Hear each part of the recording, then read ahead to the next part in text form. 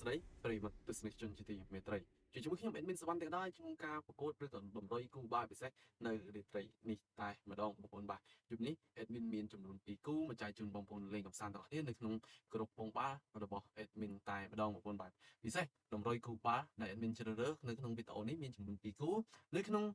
Telegram របស់ admin មានចំនួនច្រើនគូតែម្ដងបងប្អូនបាទពិសេសនៅក្នុងក្រុមរបស់ admin ផ្ទាល់តែម្ដងបងប្អូនបាទយប់នេះរៀងជ្រៅបន្តិចហើយបងប្អូនបាទអ្នកដែលចូលចិត្តដេកចាំគូបាល់នៅយប់ជ្រៅបាទវិនិយោគនៃក្បាលប្រឡប់តែម្ដងបងប្អូនបាទយប់នេះគូទី1 Fulham ត្រូវប៉ះគ្នាជាមួយនឹង Flyford បាទនៅវេលាម៉ោង2:30នាទីបំឡងអាត្រៀតផងដែរក្នុងការប្រកួតនៅរាត្រីនេះបាទ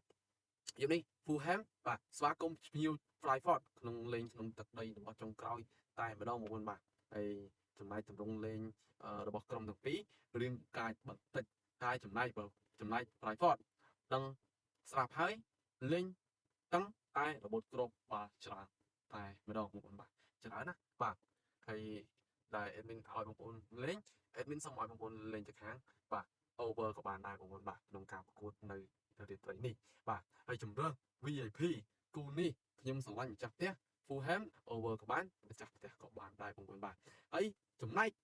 ជំរឿគូទី2 Espanyol ត្រូវប៉ះគ្នាជាមួយនឹង Real Oviedo បាទនៅវេលាម៉ោង3:00នាទីកំឡុងអាត្រៀតផងដែរបងប្អូនបាទ Espanyol មានព្រាកច្រើនបងប្អូនបាទមានព្រាកច្រើនណាស់បងប្អូនបាទអាចវាយទៅ Espanyol បាន over ក៏បានដែរជំរឿគូបាល់ដែលមានជ្រើសរើសដូចនៅក្នុងក្រុម VIP សូមបងប្អូនយកទៅខាង Espanyol ម្ចាស់ផ្ទះបាទហើយ